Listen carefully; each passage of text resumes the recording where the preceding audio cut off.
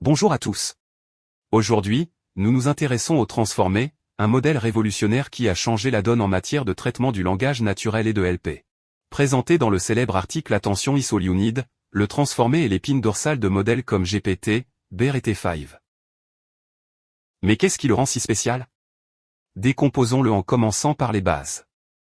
Avant les transformateurs, nous avions des modèles comme les RNN et les LSTM. Ces modèles traitaient les mots un par un, ce qui les rendait lents et inefficaces, en particulier pour les longues phrases. Ils avaient également du mal à se souvenir des informations du début de la séquence. Les transformateurs résolvent ces problèmes en utilisant un mécanisme appelé attention, qui permet au modèle de se concentrer sur les parties les plus importantes de l'entrée, quelle que soit la distance qui les sépare. À la base, le transformateur comporte deux parties principales, l'encodeur et le décodeur. L'encodeur prend une phrase d'entrée et la convertit en un ensemble de représentations. Le décodeur prend ces représentations et génère la phrase de sortie, comme si j'étais un étudiant. Cette structure encodeur-décodeur est ce qui rend le transformateur si puissant pour des tâches comme la traduction. Zoomons sur l'encodeur. Chaque encodeur a deux couches clés. Auto-attention. Cette couche aide le modèle à comprendre les relations entre les mots et la phrase. Par exemple, dans la phrase « L'animal n'a pas traversé la rue parce qu'il était trop fatigué », le modèle doit savoir qu'il s'agit de l'animal. Réseau neuronal à propagation avant. Cette couche traite davantage les informations. Ensemble, ces couches créent des représentations significatives de l'entrée. Mais pourquoi s'arrêter à un seul mécanisme d'attention? Le transformateur utilise l'attention multitête, ce qui signifie qu'il a plusieurs têtes d'attention. Chaque tête se concentre sur différentes parties de la phrase, capturant différents types de relations.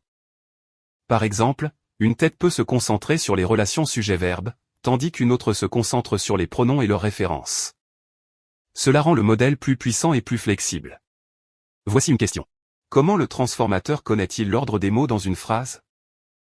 Contrairement au RNN, les transformateurs ne traitent pas les mots en séquence. Pour résoudre ce problème, ils utilisent l'encodage positionnel, qui ajoute des informations sur la position de chaque mot à son incorporation. De cette façon, le modèle connaît la séquence de mots, même s'il les traite tous en même temps. Regardons maintenant le décodeur. Le décodeur est similaire à l'encodeur, mais possède une couche supplémentaire appelée attention encodeur-décodeur, qui l'aide à se concentrer sur la sortie de l'encodeur. Le décodeur génère la phrase de sortie mot par mot, en utilisant l'auto-attention pour se concentrer sur les mots qu'il a déjà générés. Cela garantit que la sortie est cohérente et précise. Alors, comment le transformateur est-il formé? Il utilise une fonction de perte qui compare les prédictions du modèle à la sortie correcte. Par exemple, si le modèle prédit que je suis un étudiant au lieu de je suis un enseignant, la fonction de perte pénalise la prédiction incorrecte. Au fil du temps, le modèle apprend à faire de meilleures prédictions en minimisant cette perte.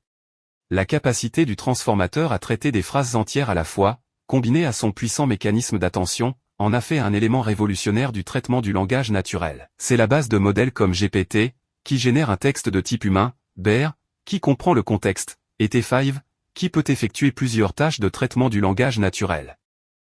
Ces modèles ont transformé les industries des chatbots à la traduction linguistique. Pour récapituler, le transformateur est un modèle puissant qui utilise l'attention pour traiter les séquences. Il dispose d'encodeurs pour traiter l'entrée et de décodeurs pour générer la sortie.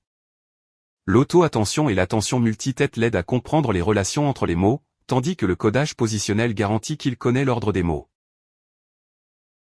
Grâce au transformateur, nous avons vu des avancées incroyables en PNL. C'est tout pour aujourd'hui. Merci d'avoir regardé, et à bientôt dans la prochaine vidéo. Si vous avez trouvé cette vidéo utile, n'oubliez pas de vous abonner à ma chaîne pour des tutoriels plus approfondis sur l'IA, l'apprentissage automatique et le PNL. Cliquez sur l'icône en forme de cloche pour être averti chaque fois que je télécharge une nouvelle vidéo. Merci d'avoir regardé, et à bientôt dans